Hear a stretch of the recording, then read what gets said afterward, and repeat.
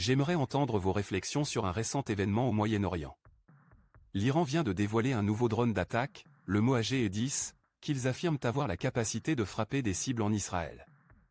Ce drone, ressemblant au MQ-9 Reaper produit par les États-Unis, a été présenté lors d'une exposition à laquelle assistaient le président Ebrahim Raisi et des commandants militaires de haut niveau. Développé initialement pendant la guerre Iran-Irak dans les années 1980, la dernière version du Moajeh est supposée transporter une tête explosive pesant 300 kg et peut voler à une vitesse maximale de 210 km/h. Avec une capacité de carburant de 450 litres, il a une portée de vol continue pouvant atteindre 2000 km, ce qui lui permettrait potentiellement d'atteindre Israël. Les images diffusées par les médias iraniens montrent même le drone dominant les installations nucléaires de Dimona en Israël, avec le message alarmant « Soyez prêts à retourner à l'âge de pierre ». Le dévoilement de ce drone intervient alors que l'Iran annonce également la disponibilité de 2 missiles balistiques à longue portée précédemment révélés, le H-Qassem et le Khorramshahr. Le premier est nommé d'après le général Qassem Soleimani, assassiné par les États-Unis en Irak, tandis que le second est nommé d'après la ville qui a été le témoin d'un tournant significatif dans le conflit Iran-Irak. Le président Raisi a fièrement proclamé que ces avancées militaires ont transformé la position de l'Iran dans le monde, en le positionnant comme un producteur et un acteur dans les industries de la défense et militaire. Bien que l'Iran insiste sur son désir d'entretenir des relations amicales avec toutes les nations, il souligne sa volonté de se défendre contre toute invasion potentielle.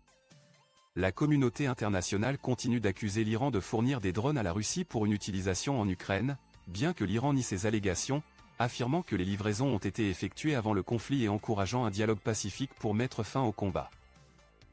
Cet événement est préoccupant et nécessite une analyse et une considération minutieuse. La capacité du drone à frapper Israël accroît les tensions dans une région déjà volatile. Cela intensifie les conflits en cours et augmente les risques d'actions de représailles. De plus, cela remet en question la sécurité et la stabilité des pays voisins. Le dévoilement de drones avancés et de missiles balistiques à longue portée peut aggraver la course aux armements dans la région et compromettre les efforts de désarmement et de paix. Maintenant, j'aimerais entendre vos opinions sur ce sujet. Comment interprétez-vous le dévoilement par l'Iran de ce drone d'attaque et ses conséquences potentielles pour la région?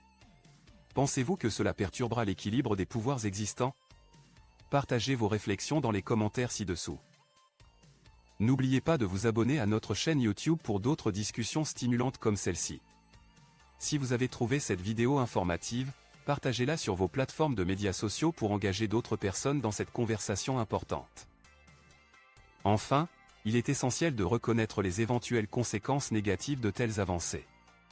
Une militarisation accrue et la prolifération d'armes sophistiquées peuvent entraîner des conflits non intentionnels, des souffrances humaines et une rupture des solutions diplomatiques. Il est essentiel que toutes les parties impliquées donnent la priorité au dialogue et à la négociation pour traiter leurs différences et créer un avenir plus stable et sécurisé pour toute la région.